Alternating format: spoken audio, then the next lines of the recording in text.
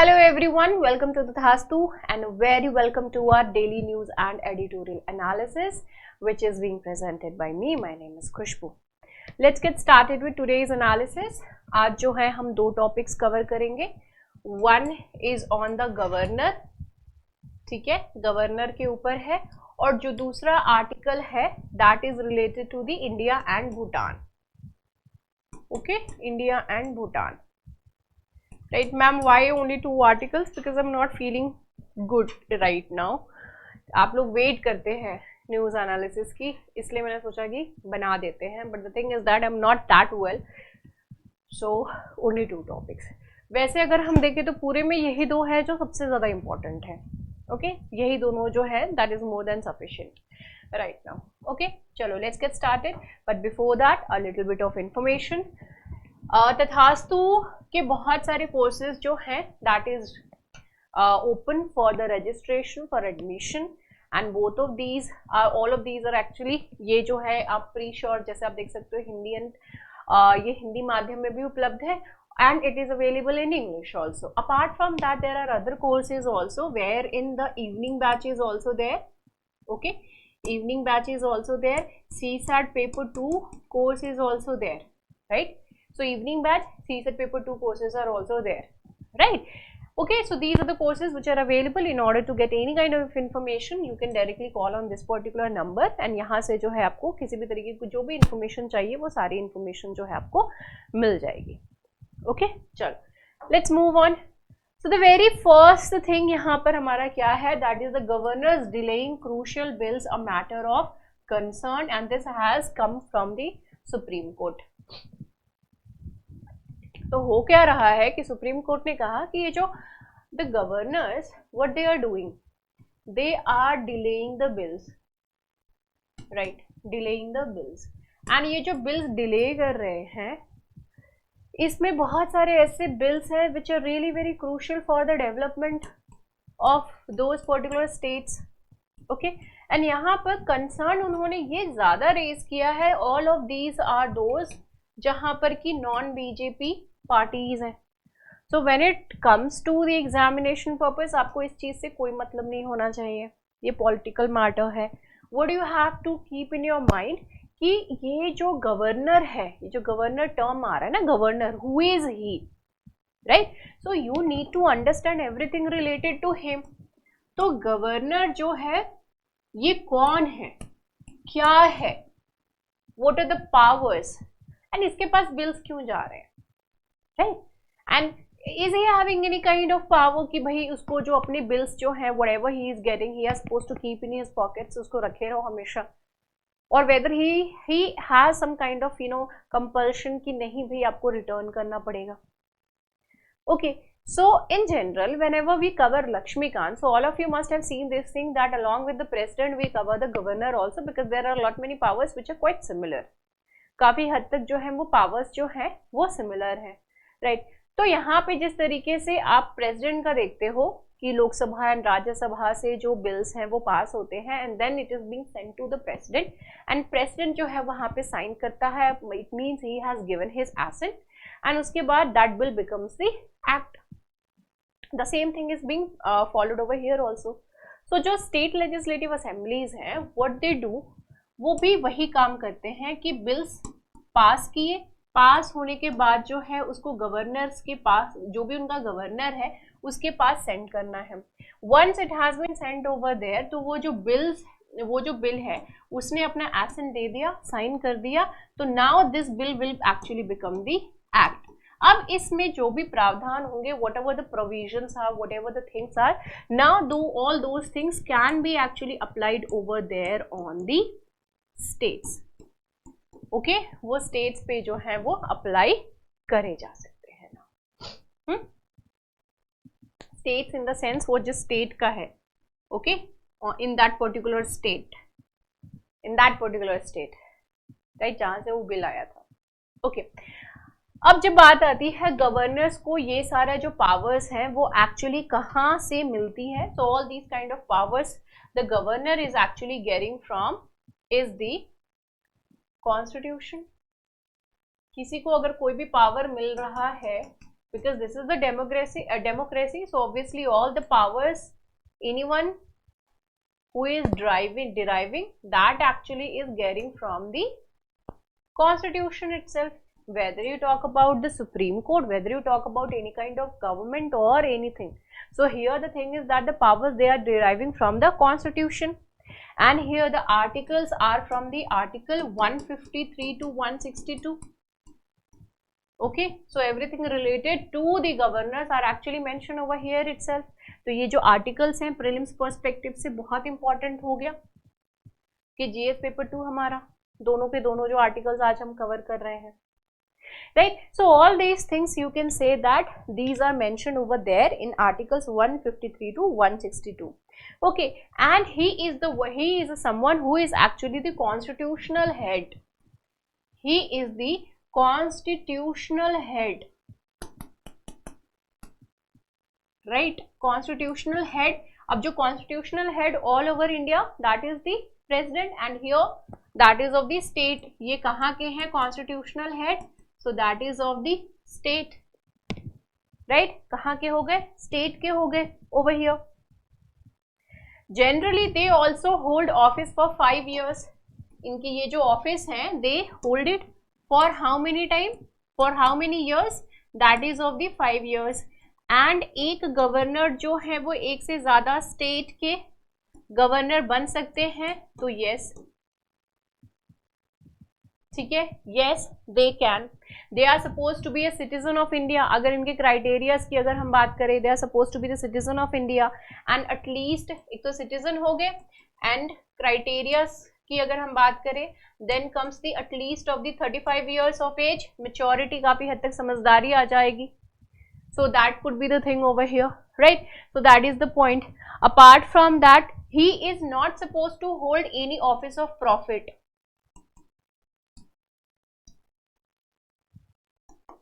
Okay, he is not supposed to hold any office of profit. Okay, and he is supposed to be someone who is not actually the member of any of the house. Not member of any of the house. Okay, bicameral है तो any of the house, unicameral है तो of the house itself, right? So these are the criteria, these are the things related to the governor. Now when it comes to this thing कि जो governor है वो governor के पास there are certain powers. In those powers he can actually sign a bill and convert it to the act just by giving assent to that. And bill से related, he can keep a bill. And earlier जब ये जो चीज आई थी कि एक governor को अगर लगता है कि भाई हमको कोई बिल जो है वो पास नहीं करना है, तो वो बिल को रख लिया करते थे. अगर उनको ऐसा लगता है कि अगर ये बिल पास होने की वजह से कोई दिक्कतें क्रिएट हो सकती है, because the political parties are there, they could actually pass some kind of bills, जो कि अगर आप देखें तो उनको पास करने से कोई खास फायदा नहीं होगा, बट उल्टा नुकसान हो सकता है. Okay, for some governance kind of purpose और other kind of things he can do that, right? Earlier it was not defined कि कितने टाइम पीरियड के लिए. Later on it was said that it is suppose to be for not for the indefinite time, क्योंकि हमको time ही नहीं पता था, तो इंडेफिनिट टाइम. तो earlier they used to keep those bills for really very long time. सरकार आई गई कोई फर्क नहीं पड़ता है, बिल वैसे के वैसे ही पड़े हुए हैं, no assent, right? Then it was decided it is supposed to be for 3 months and within that it is supposed to be passed. We will see in the article itself. article में ये सारी चीजें जो है वो mention करी हुई हैं. Okay, next thing that he can keep a bill, he can give assent to the bill, right? He can reject the bill. He can actually send it back to the assembly. ठीक है, ये जो है वो वापस भेज सकती है. वापस भेजने किस चीज के लिए वापस भेज सकते हैं? They can send it back to the assembly itself. Again, the reason behind that कि आप इसमें किस तरह कोई changes करो, something kind of those kind of things they can do, right वो जब वापस आ जाती है तो उसके ऊपर फिर से पूर्ण they can give a thought and apart from that what they can do is that ठीक है इसको जो है रख लो या फिर इसको रिजेक्ट कर दो, something like that can happen. Then apart from this, the another thing is that he can actually keep the bill for president in the sense that the president can actually give assent or he cannot also. मतलब president के विचार के लिए उनसे refer कराने के लिए he can keep that. So this is one extra thing which he is actually having. Rest of the things are there with the president itself. President के साथ भी ये सारी चीजें जो हैं वो एक्चुअली है ही है. Okay, now let's come back to the article over here. ये तो दिस नथिंग मच, बस यहाँ पे जो है एक्चुअली इस आर्टिकल में लिखा हुआ है कि पंजाब, तमिलनाडु, केरला एंड तेलंगाना जैसे स्टेट्स है, there the governors are actually not acting as a neutral body, बल्कि वो एक पार्टी स्पेसिफिक को रिप्रेजेंट कर रहे हैं. गवर्नर का पोजीशन क्या है? He is suppose to be neutral, he is not suppose to take the side of anyone, right. उसको न्यूट्रल होकर के उस स्टेट का भला करने के हिसाब से उसको काम करना है, but that is not what is happening. तो political thing is actually happening and this is the reason why D.Y. Chandrachud ji, who is the Chief Justice of India, he said that this is a serious issue and we should look into this thing. This is a very serious matter and yes, this is a serious matter. Okay, now here you can see the states in the court against their governors and why. वो तो हमने अभी देख ही लिया, क्यों? क्योंकि वो bill लेकर के रख ले रहे हैं, उसको पास ही नहीं होने दे रहे हैं. ओके, हियर अब यहाँ पे हमने इससे पहले जो आर्टिकल देखा उसमें लिखा हुआ था they are actually keeping the crucial bills, they are not letting it pass. Crucial bills, ठीक है. तो क्रूशियल बिल्स में किस तरीके के बिल्स हैं? पब्लिक हेल्थ से related, higher education, Lokayukta and cooperative societies से रिलेटेड बिल्स जो है they are holding it back, they are not actually passing it, right. तो तमिलनाडु ने जो है इनके गवर्नर R.N. रवि के ऊपर ये इल्जाम लगाया है. he has the government has actually accused him with the citizens mandate by sitting on the bills by neither assenting nor returning them, that you are not even giving assent to the bills and you are not even returning it. Okay, so that is the problem and here it is being said that कि जो governor जो है वो political rival के तौर पे काम कर रहे हैं, क्योंकि गवर्नमेंट अगर किसी ने कोई अच्छा काम करना चाह भी रही है तो वो जो काम है वो करने नहीं दे रहे हैं. Okay, so that is what is actually happening. Kerala में क्या हो रहा है कि 8 प्रपोज्ड लॉज थे जो कि लेजिस्लेटिव असेंबली के द्वारा पास किए गए, but still it is pending with the governor and these are pending not for the months but for years. कई सालों से पेंडिंग है, किसी तरह कोई एसेंट ही नहीं मिल रहा है यहाँ पर. ओके, 8 में से जो 3 बिल्स हैं they were waiting for the governor's word for over 2 years. ठीक है, तो 8 में से 3 ऐसे बिल्स हैं जिनको कि कई सालों से 2 साल से जो है उसके ऊपर किसी तरह कोई एक्शन ही नहीं लिया गया है. Punjab has also the same kind of problem with the governor. Supreme court ने इंटरवीन किया in the case of the Telangana governor in order to clear all the bills जो कि सितंबर 2022 से जो है वो पेंडिंग है.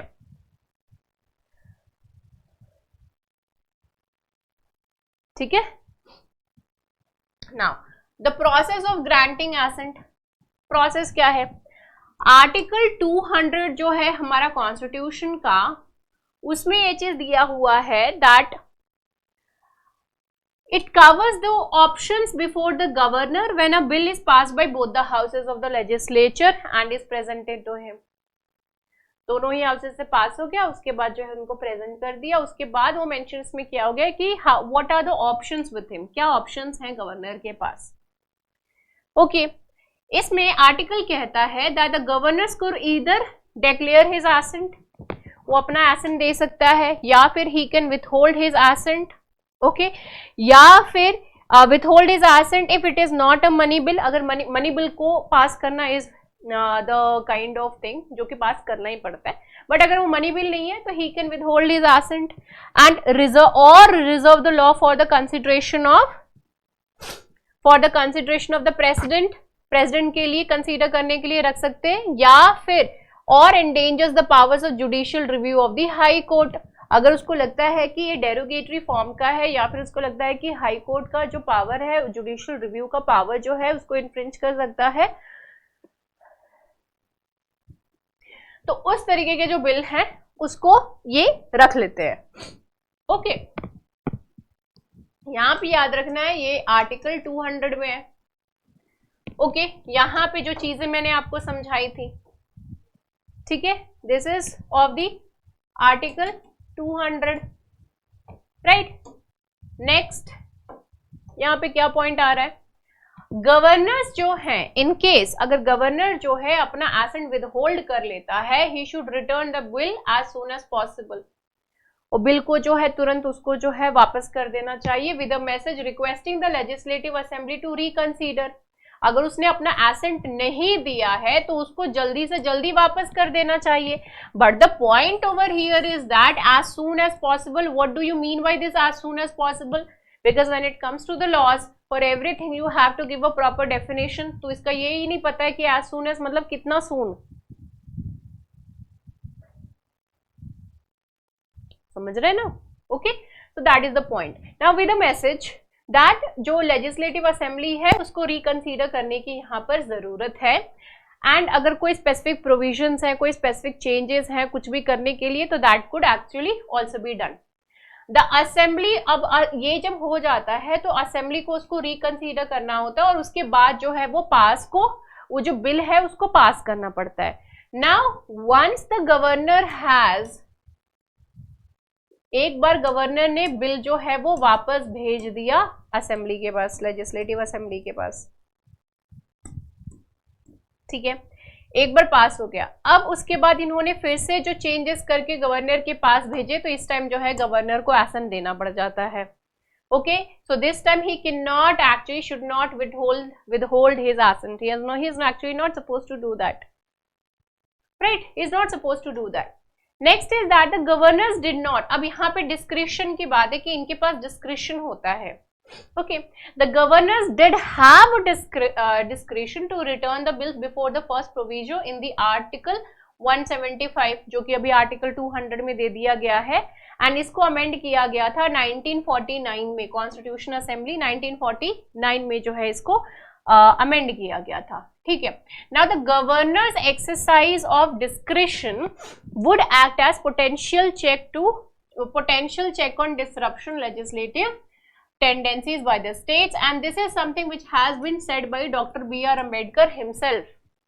इन्होंने कहा कि जो डिस्क्रिशन का एक्सरसाइज कर रहे हैं गवर्नर, ये एक तरीके से विदहोल्ड करने की, ये इनको पावर इस तरीके से दिया हुआ है, इसलिए दिया हुआ है ताकि जो डिसरप्टिव लेजिस्लेटिव टेंडेंसीज है, because as I told you political parties they can do anything, right, वो कुछ भी पास कर दे तो गवर्नर के पास ये पावर तो कम से कम होना चाहिए ना, that no you are not suppose to do that. The same kind of thing which happens in the family also. पापा को लग रहा है कि नहीं भाई हम ही करेंगे ये सारी चीजें, ऐसे नहीं वैसी होंगी, बट दादाजी is actually having lot of experience, so he could actually से कि नहीं ऐसा करना तो बहुत ही गलत होगा. ओके, तो he can withhold his decision. Whose decision? The father's decision. Okay, तो यहाँ पे दादाजी गवर्नर है, पापा जी कौन है? गवर्नमेंट है. Okay, so that is the point. Now, apart from that, Mr. Krishnamachari, he जो कि मेंबर थे, कॉन्स्टिट्यूएंट असेंबली के मेंबर थे मद्रास से, so he said that later on he became the finance minister also. He said that if bill passed by the legislative assembly needs modification, अगर modification की जरूरत है or has garnered adverse public opinion, the government uses the governor to return the bill to the lower house as quickly as possible for the re-legislation. कि उसको फिर से re-legislation करने के लिए जो है वापस उसको भेजना पड़ेगा. Okay, he compels to do that. अब आर्टिकल 200 में दिया जाता है, there is something called saving clause, right, and retains the discretion over the fate of the bill solely in the hands of the state cabinet. Right. So this is the one point which is, you can say that एक तरीके से check point है. Okay. अब आता है article 163. It actually makes it clear, the governor is not expected to act independently. जैसे कि आप लोगों ने प्रेसिडेंट का पढ़ा है, तो प्रेसिडेंट जो है ऐसा नहीं है कि वो अपने ही बिहाफ पे he is actually taking all the kind of decisions, वो डिसीजंस अपने ही बिना पे कर रहा है. Okay. But that is not the scene, क्योंकि प्रेसिडेंट के पीछे एक काउंसिल होती है, वो एक्चुअली हेल्प करती है कि हाँ भाई ये नहीं है, ये करना है. Right. So the councils of ministers are over there, who is actually guiding the governor कि ऐसे नहीं ऐसे करो. तो अल्टीमेटली अगर आप देखो तो ये गवर्नर का अपना खुद का डिसीजन नहीं होता है, बल्कि वो जो काउंसिल ऑफ मिनिस्टर्स होते हैं उनका डिसीजन होता है. Okay, so it is actually not it does not involve the discretion of individuals occupying the governor's post. It is not some, if I am the governor, it's not like कि मैंने अपने basis पे जो है decision ले लिया. No, I have a group of people also. तो उन्होंने डिसीजन लिया, मैंने बस सुना दिया. ठीक है ना. अब ये है कि बिल्स जो है वो कब तक रिटर्न कर देनी चाहिए. अगेन आर्टिकल 200 यहाँ पर आता है. अब जैसे कि मैंने आपको कहा एज सून एज पॉसिबल, तो एज सून एज पॉसिबल कितना पॉसिबल. तो Durgapada Ghosh versus state of Bengal जो है, इसमें ये कहा कि as early as practicable without avoidable delay, कि जो प्रैक्टिकली आप जितना जल्दी दे सके उतना जल्दी जो है आपको रिटर्न कर देना है, बिना भी किसी तरीके का डिले किए हुए. राइट. ये चीज बोला जाए. अब यहाँ पे रीजनेबल टाइम कितना जो है, रीजनेबल टाइम, तो ये कीशम मेघा चंद्र सिंह केस जो था उसमें कहा गया कि 3 months. रीजनेबल टाइम का मतलब क्या है, 3 months. ओके, जो कि मैंने आपको स्टार्टिंग में ही बताया. राइट. अब यहाँ पे स्टेट जो है, it has actually urged the court to interpret the phrase in the proviso and fix a time limit. ठीक है, कि एक टाइम लिमिट प्लीज फिक्स कर दो, जिससे कि ये जो गवर्नर्स हैं वो उस टाइम फ्रेम में ही जो डिसीजन है जो भी लेना है वो ले लें, सो दैट हमको भी आइडिया लगे कि what we are suppose to do next. Okay. Right. 1988 में सरकारिया कमीशन ने अपनी रिपोर्ट जो है वो सबमिट करी थी. सरकारिया कमीशन आई थी in order to make a better centre state relation. तो सेंट्रल गवर्नमेंट और स्टेट गवर्नमेंट के जो रिलेशन है वो कैसे बेहतर किए जा सकते हैं, उस चीज को स्टडी करने के लिए सरकारिया कमीशन बनाई गई थी. And it was done on the centre state relations had suggested consultation with the governor. तो जब भी आप किसी तरीके का कोई बिल जो है, इसमें स्टेट्स को कहा गया कि आप किसी भी तरीके का जो बिल है जब बनाने की सोच रहे हो, तो एक बार आप जो है क्या करो, जब भी आप ड्राफ्ट कर रहे हो तो कंसल्ट कर लो गवर्नर से. Okay. And fix a deadline for its disposal also. This is something the Sarkaria commission has actually said. Kerala ने जो फिलहाल सुप्रीम कोर्ट से पूछा है कि 7 जज की बेंच बनाओ, बोला कि 7 जज की बेंच बनाओ टू रिव्यू अ 5 जज बेंच जजमेंट. 1962 की जो जजमेंट है उसको स्टडी करने के लिए और उसके ऊपर जो है अपनी जजमेंट देने के लिए, जो कि यहाँ पर क्या है, नामबुदरी, जो आपने नाम पक्का सुना होगा जो अगर आप पढ़े हो तो अच्छे से. सो